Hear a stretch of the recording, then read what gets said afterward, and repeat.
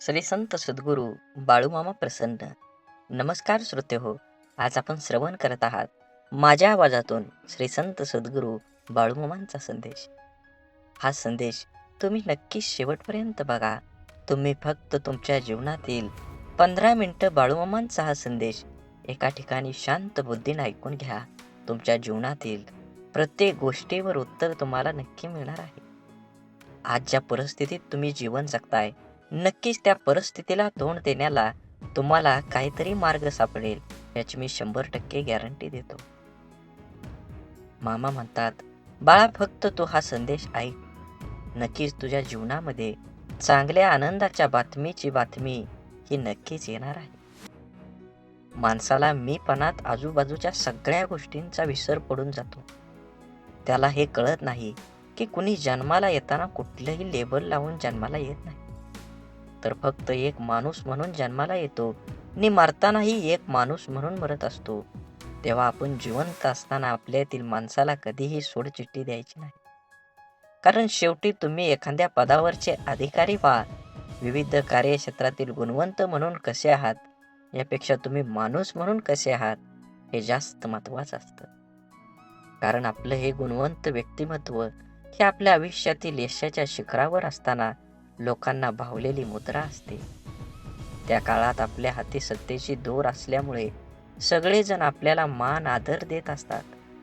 आपल्या प्रत्येक गोष्टीला अतिशय युक्तीने दाद दिली जाते. अगदी आपलं माकड चाळीसुद्धा लोकांना हनुमंतांच्या सूर्यबिंब गिळण्यासाठी घेतलेल्या झेपेपेक्षा महान वाटत असतं. परंतु इतिहासाचं धडे खोकून खोकून सुद्धा आपल्याला हे लक्षात येत नाही की सगळा मामला भाटगिरी, हुजूगिरी, चमचेगिरी असते. जसे जगन्नाथाच्या रथाखालून चालणाऱ्या कुत्र्याला सारे लोक मला नमस्कार करतात असं वाटतं, पण रथ डोक्यावरून बाजूला होताच पाठीवर काठी बसतेनी सत्याची जाणीव होते. तसंच आपलं होत असतं. तेव्हा या ठराविक कालमर्यादेची मर्यादा असणाऱ्या तथाकथित मोठेपणाच्या ओळखीची धाव धरण्यापेक्षा शेवटच्या श्वासापर्यंत साथ देणाऱ्या आपल्यातल्या प्रामाणिक माणसाला कधीही अंतर द्यायचं नाही. हा संदेश तुम्ही जर उघडला असेल तर शेवटपर्यंत नक्की ऐका, जेणेकरून बाळूमामांची कृपा तुमच्यावर आणि तुमच्या कुटुंबावर अखंड राहील आणि तुमच्या जीवनात एक असं वळण येईल की तुम्ही तुमच्या जीवनाचं आपूट पूर्ण आयुष्य बदलून टाकचाल. कारण चांगले विचार आणि चांगली संगत माणसाला नेहमीच यशाच्या शिखरावर नेऊन पोचवतं. असेच बाळूमामांचे संदेश आपल्यापर्यंत पोहोचण्यासाठी पहिल्यांदा व्हिडिओला लाईक करा. चॅनलवर नवीन असाल तर चॅनलला सबस्क्राईब करून शेजारील बेल आयकॉन नक्की प्रेस करा, जेणेकरून येणारे असेच बाळूमामांचे संदेश आपल्याला सगळ्या अगोदर भेटतील. आणि व्हिडिओ आवडला तर कमीत कमी आपल्या प्रियजनांना शेअर नक्की करा आणि कमेंटमध्ये बाळूमामा प्रसन्न लिहायला विसरू नका. श्रीकृष्णाला गीता कोणालाही सांगता आली असती, पण त्याने फक्त अर्जुनाला सांगितले. कारण जसा सांगणारा असावा लागतो तसा ऐकणाराही असावा लागतो. तेव्हाच ज्ञानाचा विकास होत असतो. पोटाची भूक आणि गरजा माणसाला दुनियादारीचे सर्व नियम स्वीकारायला भाग पाडतात. कर्तृत्व आणि जगणं असं असावं, आपल्या असण्याचा प्रभाव आणि नसण्याचा अभाव हा जाणवलाच पाहिजे.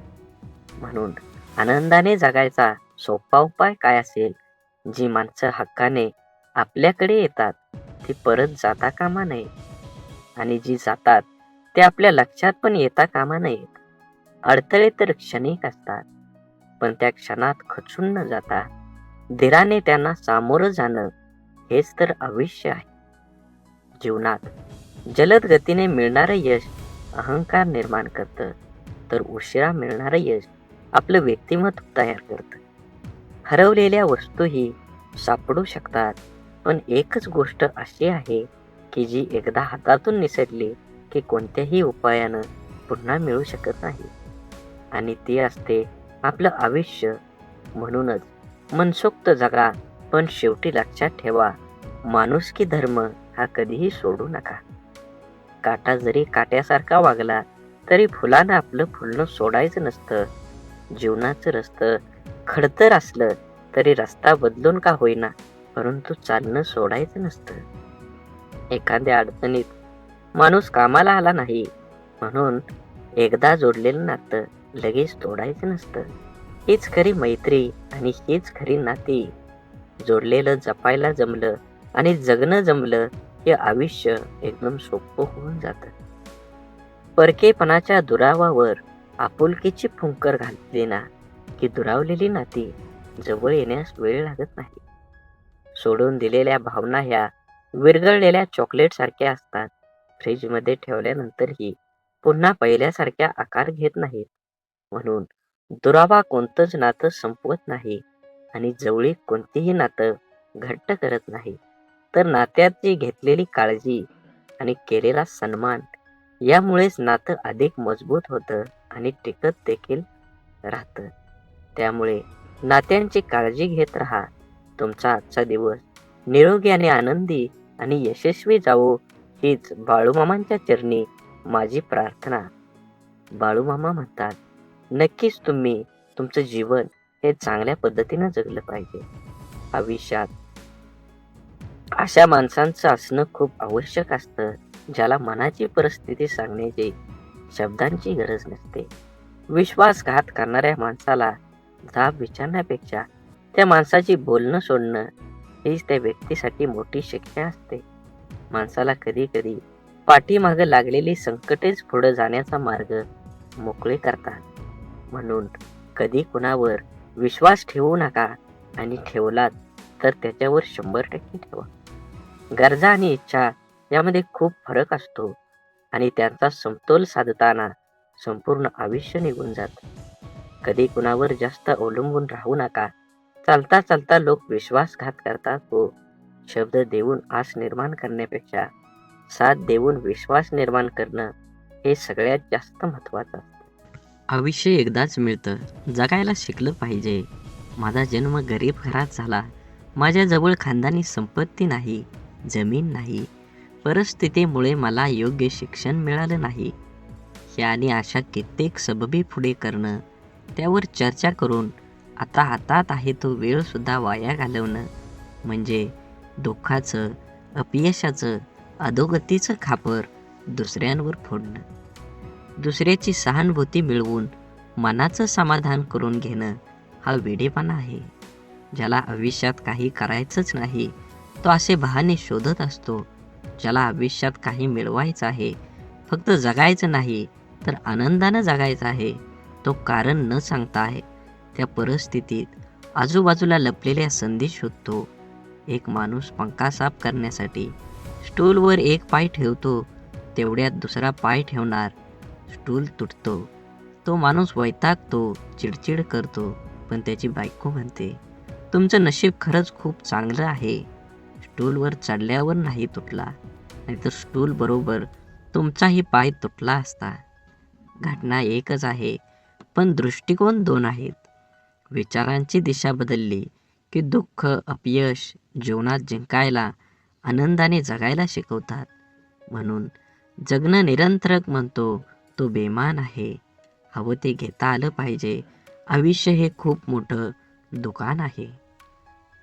आयुष्यात काय मिळवायचं आणि काय सोडून द्यायचं हे ठरवता आलं की जगणं कसं सोपं होतं. आयुष्यात आपल्याला जे नको असतं, जे आपण अगदी निग्रहाने टाळत असतो, तेच पुन्हा पुन्हा आपल्या पुढं येतं असं होतं का? कारण जे आपल्याला नको असतं तिकडे आपण नको तितकं लक्ष देतो. त्या गोष्टींना आपण नको तितकं महत्त्व देतो. जे आपल्याला नको असतं त्या गोष्टींना विरोध, प्रतिकार करण्यात, त्या गोष्टींचा तिरस्कार करताना चिडचिड करत आपण आपली शक्ती वाया घालवतो आणि हवं ते मिळवण्याकडे लक्ष द्यायला आपल्याकडे वेळ आणि शक्ती उरत नाही. ज्या गोष्टी आपल्याला आवडत नाहीत, नको वाटतात, त्यांच्याकडे जास्त लक्ष देऊ नये. हे असंच का, ते तसंच का असा विचार करण्यात, तक्रारी करण्यात दंग राहू नये. अंधाराची भीती वाटत असेल तर फक्त नको तो अंधार म्हणून तो नाहीसा होत नाही. नेहमीच अंधाराला घाबरण्यापेक्षा अंधारात जाऊन काय होतं ते एकदा बघावं. भीती, भय वाटलं तर ते सहन करावं आणि एकदाच त्या भयातून मोकळं व्हावं. नसलेल्या भूतांची भीती कायम सोबत बाळगण्यापेक्षा मनावरच्या भीतीची भूत उतरवण्याचा प्रयत्न करावा. म्हणून दुःख, राग ठसठसणाऱ्या जखमेसारखे असतात. सकारात्मकतेने त्याचा पूर्ण निचरा केल्याशिवाय ते बरे होत नाहीत. आपल्या मनाविरुद्ध काही गोष्टी जेव्हा घडतात तेव्हा आपल्याला राग येतो, दुःख होतं. आपल्याला राग, आपला दुःख प्रत्येकजण आपल्या परीने पचवण्याचा, व्यक्त करण्याचा प्रयत्न करत असतो. काही जण अशा दुःखद परिस्थितीतही, मनस्थितीतही सकारात्मक विचार, कृती करतात. आपलं काय चुकलं याचं आत्मपरीक्षण करतात. निसर्गाच्या, ईश्वराच्या सानिध्यात जाऊन शांत राहतात. कोणी आपल्या दुःखाचं सुंदर कविता करतं. काही जण आपल्या मनातल्या भावना पेपरवर उतरवतात आणि मनाला मोकळं करतात. पण नकारात्मक विचार करणारे लोक सैरभैर होतात. आपल्या दुःखाचं खापर दुसऱ्यावर फोडत बसतात. आपल्यावर कसा अन्याय झाला आहे याचं प्रदर्शन करण्यासाठी स्वतःला व्यसनात बुडवून घेतात आणि स्वतःचा त्रास आणखी वाढवतात. आयुष्यात चांगल्या गोष्टी न बघता न मिळालेल्या गोष्टींकडेच लक्ष दिल्याने जीवनात नैराश्य येतं. मन उदास होतं. आपल्या क्षमतेवरचा विश्वास उडतो. जगण्यातले छोटे मोठे इतर आनंदही माणसाला घेता येत नाही. आयुष्यात आपल्याला हवं ते मिळण्याचे असंख्य अगणित मार्ग आणि पर्याय असतात. आयुष्यात काही मिळवायचं असेल, आनंदात जगायचं असेल तर आयुष्याचं मोल जाणून घ्यावं लागतं. स्वतःची किंमत ओळखता यावी लागते. स्वतःच्या क्षमतेवर, योग्यतेवर विश्वास असावा लागतो. जीवनात यश हवं असेल आणि आनंदी जीवन जगायचं असेल तर आपली मानसिकता ही सकारात्मक असायला हवी. जग जसं आहे तसे ते सर्वांना सारखंच आहे. आपल्यासाठी वेगळं व इतर लोकांसाठी वेगळं नाही. दुःख, अपयशी व्यक्ती या जगातच राहतात आणि सुखी, यशस्वी व्यक्ती ही या जगातच राहतात. मग हा जो बदल आहे तो फक्त आणि फक्त आपल्या मनोवृत्तीचा आहे. जीवनात घडणाऱ्या घटकांकडे, आपल्या समोर आलेल्या आव्हानांकडे बघण्याची आपली मानसिकता यावर सर्व काही अवलंबून असतं. आपलं मन हे सुपीक जमिनीसारखं असतं. त्यात जे पीक हवं आहे त्याचं बीज जर नाही पेरलं तर नको असलेलं गवत आपोआप न पेरता मोठ्या प्रमाणात उगवायला लागतं. म्हणून ज्या गोष्टी आपल्याला हव्या आहेत त्याचंच बीज आपल्याला पेरता यायला हवं. ज्या प्रकारची माहिती आपण वाचतो, ऐकतो, बघतो त्याचप्रमाणे आपली मानसिकता तयार होत असते. म्हणून जीवनात चांगली माहिती वाचण्याची सवय मनाला लावणं हे खूप आवश्यक आहे. हे असं असावं, ते तसं पाहिजे अशा उणिवा काढून कुरकुर करत असण्यापेक्षा आपली मानसिकता सकारात्मक करून जीवनाचा पूर्णपणे आनंद घ्यायला हवा. जीवन हे क्षणभंगूर आहे. जीवन एकदाच मिळणार आहे. म्हणून जीवनाचा परिपूर्ण आनंद घ्या. परिस्थिती हाताळण्याचं कौशल्य असले की माणूस जीवनात हार मानत नाही. आपण ज्या परिस्थितीत आहोत, ज्या परिस्थितीत का आहोत याची अनेक कारणे आपण देऊ शकतो. कारण देणं सोपं असतं, कठीण असतं ते कुठलंही कारण न सांगता लढणं. कसं जगायचं याचं 2 मार्ग असतात. पहिला मार्ग म्हणजे परिस्थितीसमोर हार मानून सोडून देणं. दुसरा मार्ग म्हणजे काहीही कारण न सांगता लढत राहणं. एकदा 2 बेडूक रस्त्यानं उडत चालत होते. एकदम चक्रीवादळ आलं आणि त्या बेडकांना उचलून एका पातेल्यात टाकलं. त्या पातेल्यात दूध होतं आणि ते पातेलं होतं चुलीवर. दूध गरम असल्या कारणाने पहिला बेडूक म्हणतो, आता आपण बाहेर जाणं शक्य नाही, आता आपण मरलो. म्हणून त्यानं उड्या मारणं सोडून दिलं. पण दुसरा बेडूक अतिशय आशावादी होता. त्यानं त्या दुधामध्ये, त्या भांड्यात उड्या मारायला लागला. भरपूर वेळा उड्या मारल्या तरीही तो आशावादी असल्यामुळं बराच वेळ उड्या मारत राहिला. गुदमरून मारण्यापेक्षा स्वतःला सिद्ध करायला तो उड्याच मारत राहिला. त्या उड्या मारण्यानं एका माणसाचं त्या बगुल्याकडे लक्ष गेलं आणि त्या बेडकाला काढून त्यानं बाजूला केलं. या गोष्टीवरून अनेकदा आपल्या नियती अशाच परिस्थितीमध्ये आणून सोडून देते. त्या परिस्थितीत आपण रडत बसून जगायचं की प्रयत्न करून लढत परिस्थितीवर मात करून जिंकायचं? आनंदी जीवन, यशस्वी जीवन जगायचं हे आपलं आपणच ठरवायचं असतं. आपला सर्वात मोठा शत्रू म्हणजे भीती, भय. आपण जर इथलं राहिलो तर वाटेल तो आपल्याला दडपण्याचा प्रयत्न करेल.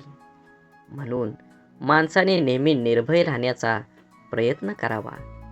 ज्या गोष्टीबद्दल आपल्याला मनात भीती निर्माण होते ती गोष्ट करण्यास आपलं हातपाय हिंमत करत नाही. जी गोष्ट आपण सहज करू शकतो ती सुद्धा आपण संशय भीतीपोटी गमावून बसतो. रिकाम्या भीतीमुळे आपली शारीरिक व मानसिक दोन्ही क्षमता कमी होते. त्यामुळे आपण स्वतःवर दुःखी, कर्तव्यशून्य होतोच, पण त्याचबरोबर आपल्या सहवासातील व्यक्तींनाही नाउमेद करतो. जेव्हा आपण एखादी गोष्ट करण्याबाबत निश्चय दृढ करतो आणि त्यावेळेस आपलं सहकारी बोलतात की मला नाही वाटत तू हे करू शकतो, मोठ्यांना जमलं नाही ते आपल्या सामान्यांना काय जमणार, तेव्हा यांना नाउमेद करणाऱ्या विचारांचा परिणाम आपल्या मनावर होऊ दिला नाही तर यश हे आपलंच असतं. निश्चयाची, निर्भयतेची, आपण करू शकतो या भावनेची शक्ती अफाट असतं. एकदा का मन निर्भय झालं की दुबळे अशक्त शरीरही अफाट कार्य करू शकतं. जिवंत असून पुतळ्याप्रमाणे जगण्यापेक्षा मेल्यानंतरही जिवंत राहिलो पाहिजे असे कर्तृत्व निर्माण करता आलं पाहिजे. जबाबदारी दैनंदिन जीवनातला खूप महत्त्वाचा शब्द. अगदी बालपणापासून जे जीवनाच्या शेवटपर्यंत सोबत असतो ती जबाबदारीच आपल्याला आयुष्यात जगायला शिकवते. जबाबदारीचं ओझं अंगावर पडलं की आपण हळूहळू मोठं व्हायला लागतो. सगळ्या गोष्टींची किंमत आपल्याला समजायला लागते. जेव्हा नकळत अचानक एखादी जबाबदारी आपल्यावर येते तेव्हा तिला सामोरं जाण्याचं सामर्थ्य आपल्यात कुठून येतं हे स्वतःला ही कधी कळत नाही. कौटुंबिक, सामाजिक, भौतिक आणि वैयक्तिक अशा सगळ्या जबाबदाऱ्या आपण कळत नकळत पार पाडत असतो. काही जबाबदाऱ्या आपल्याला माहीत असतात त्यामुळे आपण त्याबद्दल विचार करून ठेवलेला असतो. परंतु जीवनात कधी अचानक अनपेक्षित काही जबाबदाऱ्या आपल्या खांद्यावर येऊन पडतात. तेव्हा खरी आपली परीक्षा असते की त्या जबाबदाऱ्या आपण कशा पार पाडतो. तेव्हा आपलं मन, बुद्धीची शक्ती, विचार करण्याची पद्धत समजते. काळजी घेऊन, मन लावून, विश्वासाने एखादं काम पूर्ण म्हणजे आपली जबाबदारी स्वीकारणारे माणसं जीवनात कधीच हार मानत नाही.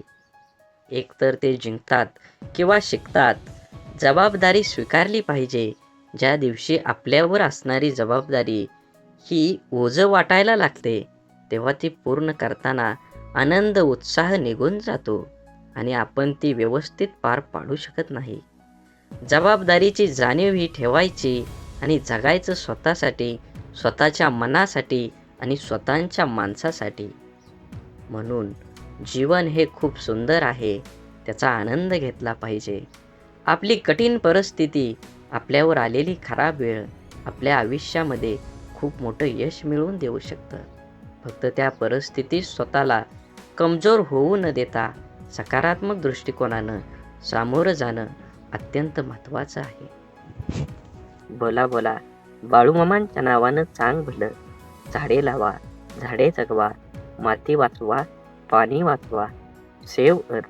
आणि मनात मामांबद्दल आणि देवाबद्दल भाव असेल तर नक्कीच चॅनलला सबस्क्राईब करून व्हिडिओला लाईक करा. व्हिडिओ जास्तीत जास्त प्रियजनांना शेअर करा आणि कमेंटमध्ये बाळूमामा प्रसन्न लिहायला विसरू नका. धन्यवाद.